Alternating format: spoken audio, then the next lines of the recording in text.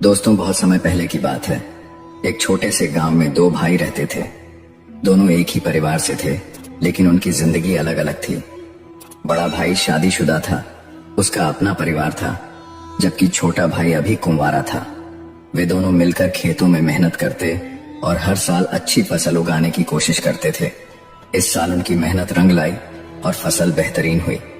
खेतों में अनाज का ढेर लग गया।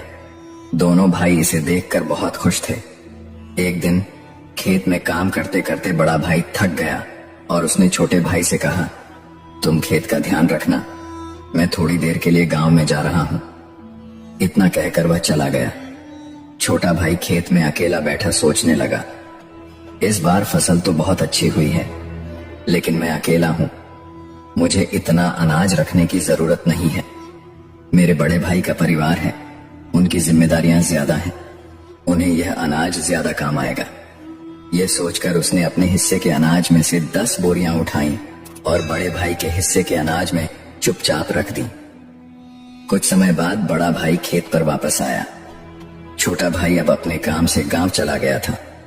बड़ा भाई खेत में अनाज को देख रहा था और सोचने लगा, इस बार फसल बहुत हुई है, मेरा परिवार अच्छे से चल रहा है, लेकिन मेरा छोटा भाई अभी अकेला है, उसे इस अनाज की ज्यादा जरूरत है।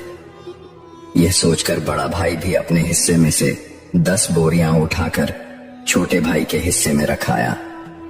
सुबह जब दोनों भाई अनाज देखने पहुंचे तो उन्होंने पाया कि अनाज का ढेर उतना ही है जितना पहले था।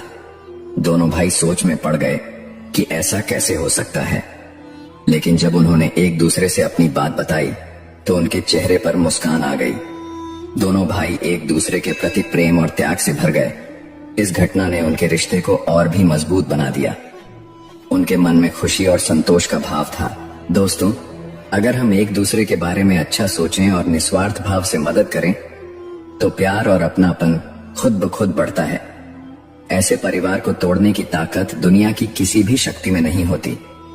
दोस्तों, अगर यह कहानी आपके दिल को छू गई हो तो इसे लाइक और कमेंट जरूर करें। साथ ही हमारे YouTube चैनल को सब्सक्राइब करना न भूलें। वहां आपको ऐसी ही और भी प्रेरणादायक कहानियां देखने को मिलेंगी।